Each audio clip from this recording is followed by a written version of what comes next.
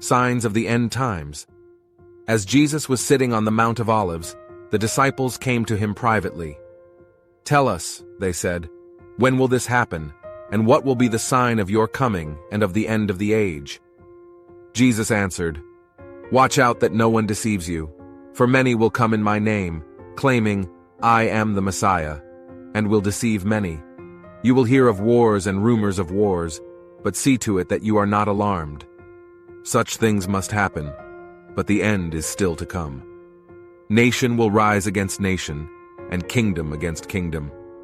There will be famines and earthquakes in various places. All these are the beginning of birth pains. Then you will be handed over to be persecuted and put to death, and you will be hated by all nations because of me. At that time, many will turn away from the faith and will betray and hate each other. And many false prophets will appear and deceive many people. Because of the increase of wickedness, the love of most will grow cold. But the one who stands firm to the end will be saved. And this gospel of the kingdom will be preached in the whole world as a testimony to all nations, and then the end will come. So when you see standing in the holy place the abomination that causes desolation, spoken of through the prophet Daniel, let the reader understand. Then let those who are in Judea flee to the mountains. Let no one on the housetop go down to take anything out of the house. Let no one in the field go back to get their cloak. How dreadful it will be in those days for pregnant women and nursing mothers.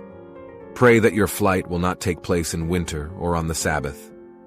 For then there will be great distress, unequaled from the beginning of the world until now, and never to be equaled again. If those days had not been cut short, no one would survive. But for the sake of the elect, those days will be shortened. At that time, if anyone says to you, 'Look, here is the Messiah,' or 'There he is,' do not believe it.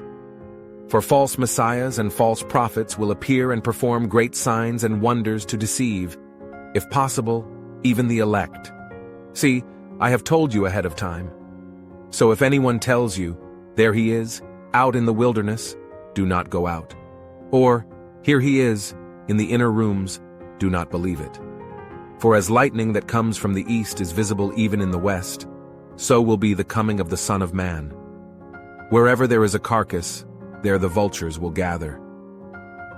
Immediately after the distress of those days, the sun will be darkened, and the moon will not give its light.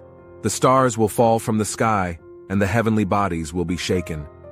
Then will appear the sign of the Son of Man in heaven. And then all the peoples of the earth will mourn, when they see the Son of Man coming on the clouds of heaven, with power and great glory. And he will send his angels with a loud trumpet call, and they will gather his elect from the four winds, from one end of the heavens to the other.